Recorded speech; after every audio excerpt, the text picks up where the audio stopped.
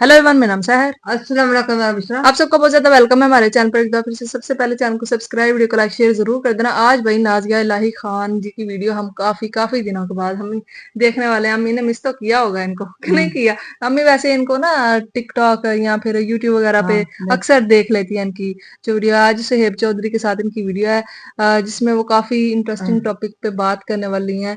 तो मजा आएगा, प्लीज वीडियो का एंड तक देखना, चैनल को कर लेना सब्सक्राइब। देखते हैं आज वीडियो। मुसलमानों से चैलेंज दे करके पूछ रही हूँ कि अल कुरान में से मुझे बताओ। मेरे ऊपर तो उंगलियां उठा लेते हैं ना कि इनको तो हिंदुत्व के बारे में ज्यादा पता है, इस्लाम के बारे में ज्यादा नहीं पता है। तो अब मैं सवाल पूछती हूँ कि अल कुरान के 30 पारे में से वो कौन सा पारा है जिसमें नमाज का तरीका सिखाया गया है? बता दे कोई मुझे। और चैलेंज दे रही हूं मैं कि अगर वाकई में पक्का मुसलमान है और सुन्नते रसूल को मानने वाला मुसलमान है तो मुझे वो आयत नंबर और वो पारा मुझे जरूर बताएगा। और अगर नहीं बताएगा तो मैं समझ जाऊंगी कि ये सब बहरूपिया मुसलमानों की सही में जड़ उखाड़ती हूं मैं। अब आती है बात कि कुवैत ने हमारे भारत के साथ डिफेंस पर बात किया है। हमारी आर्मी वहां जाएगी, उनकी आर्मी यहां आएगी। जैसे मिडिल ईस्ट के आर्मीज को हमारे भारत की आर्मीज ने ट्रेनिंग दी थी, उसी तरीके से कुवैत की आर्मी को भी हमारे भारत की आर्मी ट्रेनिंग वाह देगी। वाह वाह। अब आप सोचिए कि कुवैत मुस्लिम कंट्री फार्मास्यूटिकल्स पर हमारे भारत से बाइलेटरल रिलेशन किया है। कुवैत में अब से जितनी भी दवाइयां यूज की जाएंगी वो हमारे भारत की बनी हुई वाह रहेगी, वाह, क्या बात हमारे है। भारत की बनी हुई रहेगी। आप सोचिए कि मेड इन इंडिया कहां तक पहुंच चुका है, हम्म। आपके मुसलमान कंट्रीज तक पहुंच चुका है। इसीलिए मैंने शुरुआत किया, Bharat power play in Muslim country. आप ये देखिए, मैं एक बात बताना चाहती हूं कि इंसान की क्रेडिबिलिटी, इंसान की कैपेबिलिटी, इंसान का एक्स फैक्टर, इंसान का एडुकेशन, इंसान की एनर्जी, इंसान को वैल्यूबल बनाने का उसका जो कला है वो हिंदू मुस्लिम से नहीं आता है, वो उसके एफर्ट से आता हम्म। है, वो उसकी मेहनत से सही आता बात है, है। बिल्कुल सही बात। आज मुझसे आप बाइबल के बारे में पूछिएगा मैं बताऊंगी, आप मुझसे तौरात के बारे में पूछिएगा मैं बताऊंगी, आप मुझसे इंजील के बारे में पूछिएगा मैं बताऊंगी, आप मुझसे कुरान के बारे में पूछिएगा मैं बताऊंगी, आप मुझसे हनुमान चालीसा का मायने पूछिएगा वो भी मैं बताऊंगी, इतनी इंफॉर्मेशन। वो भी मैं बताऊंगी। अच्छा, नादिया जी, वहां पे कुवैत के विजिट पे मैंने एक चीज नोट की, क्योंकि मैं तो ये सारी चीजें देखता हूँ और इसके ऊपर जाहिर बात है जो भी इंटरनेशनल न्यूज होती है काफी खबर रखता हूँ।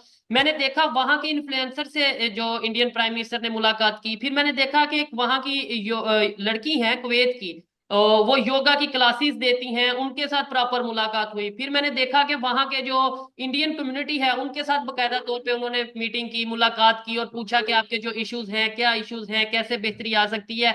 मतलब जहां पे भी, जिस कंट्री में भी वो विजिट करते हैं आपके प्राइम मिनिस्टर, वहां के जो इंडियन डायस्पोरा आता है वो जरूर जाता है। तो क्या वजह क्या है इसकी, आप समझते हैं कि भाई इंडिया की क्या पॉलिसी है ये कि भाई जहां पे भी प्राइम मिनिस्टर जाएंगे वहां पे जितने इंडियंस होंगे वो वेलकम के लिए मौजूद होंगे, या अपनी मर्जी से आ जाते हैं? अपनी मर्जी से आते हैं, मुझे इट्स नॉट लगता है। पॉलिसी। अपने देश के लिए अपने कर्तव्यों का पालन करना और अपने देश को सर्वप्रथम रखना। हम्म। हमारे देश के नागरिक जो भारतीय नागरिक हैं वो इस दुनिया के किसी भी कोने में है, आदरणीय प्रधानमंत्री अगर पहुंचेंगे तो देश पहले है उनके लिए, ठीक। भारत देश सबसे पहले है उनके लिए। हम आपकी तरह नहीं है कि आपसे हम पूछेंगे देश पहले कि इस्लाम पहले तो आप चट से बोलिएगा कि इस्लाम। नहीं इस्लाम पहले। तो आप तो देश से मोहब्बत नहीं करते। आप जब देश से मोहब्बत ही नहीं करते तो आप अपने देश की तरक्की के बारे में कैसे सोच सकते हैं? कभी नहीं सोच सकते। आप मुझसे पूछिएगा कि देश पहले कि इस्लाम पहले, मैं बोलूंगी देश पहले, ठीक है। संविधान पहले, उसके बाद लास्ट में इस्लाम आता है। हम्म। मेरा संवैधानिक देश है। अब दूसरी एक बात आती है कि देखिए, हर एक मुस्लिम कंट्री को अब भारत के साथ रिश्ते बहुत महत्वपूर्ण और खूबसूरत करने ही पड़ेंगे। बिल्कुल। तेल का कारोबार इंडिया जो है वो ठप इंडिया बैठ पूरी रहा है। दुनिया की जरूरत बन चुका है। पहले मतलब ये था कि भाई वो सऊदीया के साथ रिलेशन बेहतर हो रही है, इसका मतलब सऊदी अरेबिया के साथ इंडिया के रिलेशन बेहतर हो रहे हैं, मतलब ये देखा जा रहा था कि सऊदीया इंडिया की साइड ले रहा है। अब ये चीज और ये इमेज चेंज हो चुका है। वैसा है कि भाई इंडिया के रिलेशन अगर किसी कंट्री से बेहतर होते हैं तो उस कंट्री को ज्यादा फायदा होता है एज कम्पेयर टू इंडिया। ये मेरी ओपिनियन है। नहीं नहीं, देखिए हमारे भारत के, मुझे दुर्भाग्य लगता है, मुझे बहुत बुरा लगता है कि कुवैत के शहजादों को, कुवैत के की सरकार को, कुवैत के मुसलमानों को एहसास हुआ कि भारत के साथ अगर हम टाई अप करते हैं, ट्रीटी करते हैं, बायलैटरल करते हैं, हम अपना बिजनेस स्टार्ट करते हैं, तो हमारे लिए बहुत महत्वपूर्ण होगा, हमारे देश की तरक्की होगी। लेकिन वही आदरणीय प्रधानमंत्री जो हमारे भारत में है, भारत के हैं, यहाँ के मुसलमान कितने बदकिस्मत हैं कि यहाँ के 22 करोड़ मुसलमान उनको हर वक्त कोसते रहते हैं। मुझे बहुत बुरा लगता है, बहुत बुरा लगता है। अभी देखिए यहाँ के मुसलमानों का एक और मैं चरित्रहीन हरकत बताऊंगी और चिटिंगबाजी वाली हरकत बताऊंगी। कांग्रेस, मुझे तो कभी कभी बहुत चिंता होती है, जो जो जो मुसलमान कांग्रेस को अपना माई बाप समझता है और अपना आका समझता है, यही गांधी परिवार बाबर के कब्रिस्तान में जाकर के सूरह फातिहा पढ़ता है। यही यही गांधी परिवार, राहुल गांधी हो या राजीव गांधी हो या इंदिरा गांधी हो या नेहरू हो, सब कोई जाता है, जाकर के बाबर के कब्रिस्तान में जाकर के सूरह फातिहा पढ़ करके आता है। सूरह फातिहा क्या है? अल्हम्दुलिल्लाहि रब्बिल आलमीन अर्रहमानिर रहीम मालिकि यौमिद्दीन इय्याका नअबुदु व इय्याका नस्तईन इहदिनस सिरातल मुस्तकीम सिरातल लज़ीना अनअमता अलैहिम गैरिल मग़ज़ूबि अलैहिम वलद्दालिन आमीन। ठीक है। अब उसके बाद अगर राहुल गांधी संसद में, हमारे पार्लियामेंट में जाकर के कहते हैं कि इस्लाम में अभय मुद्रा है, तो क्या मुसलमानों को बुरा नहीं लगना चाहिए था? मुसलमानों को बुरा नहीं लगना चाहिए था कि तुम अभय मुद्रा इस्लाम में कहां से ढूंढ ली है? ये तो तुम इस्लाम की बेहुरमती कर रहे हो।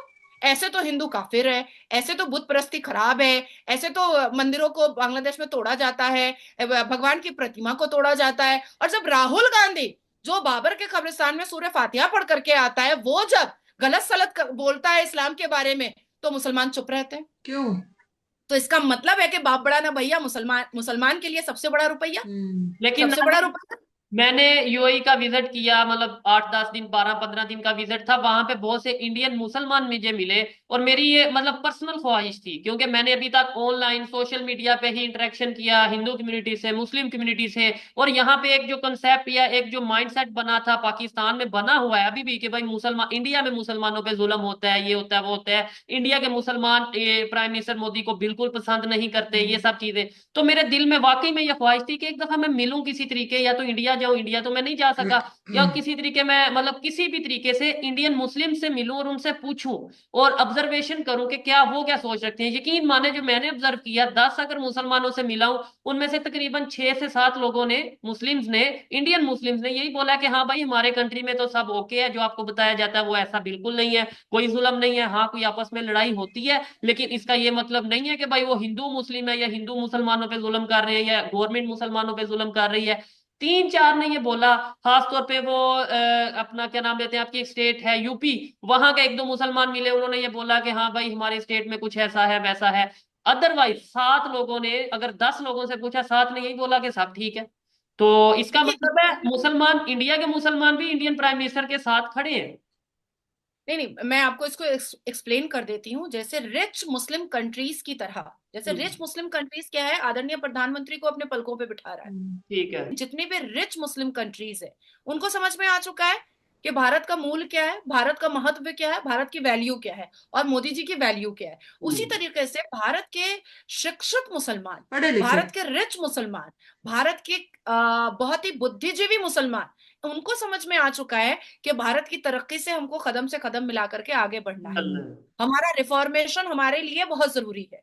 हम अभी भी 6 साल की बच्ची में औरत तलाश करेंगे, ये अब नहीं चलने वाला है। ये अब कोई नहीं एक्सेप्ट करेगा, कोई भी नहीं एक्सेप्ट करेगा। इवन मैंने अपने एनजीओ की तरफ से, मुस्लिम वुमेन रेसिस्टेंस कमेटी मेरा एनजीओ है, जो कई वर्षों से मैं चला रही हूँ, जिसमें 1.5 लाख से ऊपर मुस्लिम महिलाएं जो विक्टिमाइज्ड हैं, जिनका तलाक हुआ है, जिनका रेप हुआ है, ऐसी महिलाएं जिनका हलाला हुआ है, जिनका जो पॉलीगेमी हुआ और फिर अत्याचारित होकर के मेरे पास आ गई हैं, जिनका मस्यार हुआ है, जिनका निकाह मुत्ता हुआ है, ऐसी विक्टिमाइज महिला 1.5 लाख से ऊपर मेरे साथ काम कर रही है। तो उस एनजीओ के माध्यम से मैं अभी उसकी एक शाखा खोल रही हूं, जिसमें हमारे भारत के अंदर जितनी भी मुसलमान बेटियां हैं, अगर उसको तलाक देगा मुसलमान लौंडा लफंगा, हम लोग उसका तलाक करवा करके उसका विवाह हिंदू से करवाएंगे और हिंदू बनाएंगे उसको। और उसको नौकरी भी देंगे, उसको घर भी देंगे 1 BHK, उसको उसको हनीमून पे भी भेजेंगे और उसको उस काबिल बनाएंगे कि वो खुद पढ़ लिख करके वो अपना अपनी इज्जत आबरू से अपना घर चला सके। ठीक हो मेरा मेरा एनजीओ इस पर वर्क कर रहा है और आने वाओ। वाले 2025 के आप देखिएगा अप्रैल मई से मेरा काम स्टार्ट हो जाएगा। इवन आपको सोशल मीडिया पर उसका प्रमोशन दिखेगा और आप कहेंगे कि नाजिया जी इस बारे में बात कीजिए कि आपके एनजीओ ने ऐसा ऐसा कुछ किया। प्रोजेक्ट निकाला है। ठीक है। मुझसे देखा नहीं जाता शोएब, आई स्वेयर, अल्लाह की कसम मुझसे देखा नहीं जाता है कि मेरी मुसलमान बेटियां, अभी 2 साल हुआ शादी हुई है, 2 बेटी पैदा हो गई, तलाक तलाक तलाक। तुम क्या पा गए हो भाई मुसलमान बेटियों को? इसीलिए मैंने मुसलमान बेटियों को ताकतवर बनाने के लिए, मुसलमान बेटियों को बहुत ज्यादा इंप्रूव Empower- करने के लिए, एम्पावर करने के लिए मैंने साफ लफ्जों में कहा है, छोड़ रहा है छोड़ने दो, तुम हमारे पास आओ और अपने पैर पर खड़े होकर के तुम दिखाओ कि देखो मजहब में तुम्हारा औकात क्या था और धर्म में तुम्हारी अहमियत क्या है, देखो आकर के। ठीक तब है। जाकर के मुसलमान ये लड़के जो आपकी मुत्तक जी जो जी तलाक देते हैं उनको समझ में आएगा कि जिस जिस लड़की को मुसलमान हो करके हम कलमा हो करके पैर के नीचे हमने रखा, धर्म ने उसको नाजिया इलाही खान जी ने बड़ी अच्छी बातें की है यहाँ पे कि उन्होंने ऐसी लेडीज जो तलाक याफ्ता या फिर बेवा हो जाती है या फिर कुछ भी, उनके लिए एक एनजीओ, मुझे नहीं था पता भाई, इन्होंने एक हाँ जी, एनजीओ बताया बनाई हुई है जिसमें ये उनको पनाह उनको दी हुई है, उनके लिए जॉब्स ढूंढते, उनको घर, ये सब चीजें उनको प्रोवाइड हो। में कोई नहीं करता किसी के लिए, कोई करता है किसी के लिए? कोई नहीं करता सच में। सब लोग ना अपने अपनी अपनी सबको पड़ी हुई है, हाँ, अपने सबको अपना है कि भाई मतलब क्योंकि आजकल दौर ही ऐसा, महंगाई इतनी ज्यादा हो चुकी है कि अपनी जो रोटी है ना वो पूरी हो जाए तो बहुत बड़ी बात है। तो किसी के बारे में सोचना तो फिर दूर की बात होती है ना। तो लेकिन इस मुश्किल वक्त में भी ये उनका हाथ थामती है, उनका पकड़ के उनको तालीम दिलवाती है और उनको खुद अपने पैरों पे खड़ा करती है और उनको बताती हैं कि आपकी जो इज्जत है ना वो सिर्फ चार दीवारी में नहीं है कि आप वहीं पे कैद होके रहो। आपका मुकाम कुछ अलग है कि आप जॉब करो, आपको इस दुनियादारी का पता चले और आप मतलब एक स्टैंड होता है ना लो अपनी लाइफ में कि हाँ भाई हम भी कुछ कर सकती हैं। आजकल तो दौर ही ऐसा नहीं है कि भाई लड़कियों को घरों में कैद करके रखा जाए, उनको मतलब तालीम दिलवाओ, उनको पढ़ाओ लिखाओ, उनको जॉब करने की इजाजत देनी चाहिए ताकि वो इस दुनिया के बारे में समझ सकें और खुद को एक एम्पावर कर सकें। क्योंकि मर्द ऐसा समझते हैं कि बस हमारी हम ही हुकूमत है ही और कोई है नहीं। हमारी ही हुकूमत चले। ये जो औरत है ना इसको तो बोलने का भी हक नहीं है, ये जो हम बोलेंगे ये वही करेगी, इसकी अपनी जिंदगी नहीं है। अगर इसने कहीं बाहर बाजार भी जाना है तो मुझसे इजाजत लिए बगैर ये नहीं जा सकती। अगर इसका कुछ खाने का दिल है तो वो भी अपनी मर्जी से नहीं खा सकती। ऐसा ही है ना अम्मी? हाँ। मतलब उसको एक गुलाम बना के हाँ। रखा हुआ है, लेकिन उसको अपनी वैल्यू का, क्योंकि बहुत ज्यादा लेडीज को ना अपनी वैल्यू का पता नहीं होता। जब उनको अपनी वैल्यू का पता चलता है ना तो फिर वो एक अपना जवाब देने के काबिल हो जाती है कि हाँ भाई हम भी किसी काबिल हैं, हम भी। क्योंकि इंसान जब किसी मुकाम पे पहुंचता है ना, खड़ा हो जाता है तो वो बात कर पाता है। तो जब हम किसी पे इंडिपेंडेंट होते हैं ना तो फिर हमारा जो है ना, हम बोल नहीं पाते कि हम क्या करें, पता नहीं हमें घर से निकाल देगा, पता नहीं हमारा क्या होगा। इस तरह से लेडीज की सोच होती है, लेकिन उसको ये नहीं पता कि वो खुद बहुत कुछ कर सकती है। इसलिए नाजिया इलाही खान जी ने ये एक कदम उठाया है जो कि एक बहुत ही पॉजिटिव मुझे तो लगा। आपको वीडियो कैसी लगी बताना, फिर मिलता है एक और वीडियो में। Thank you.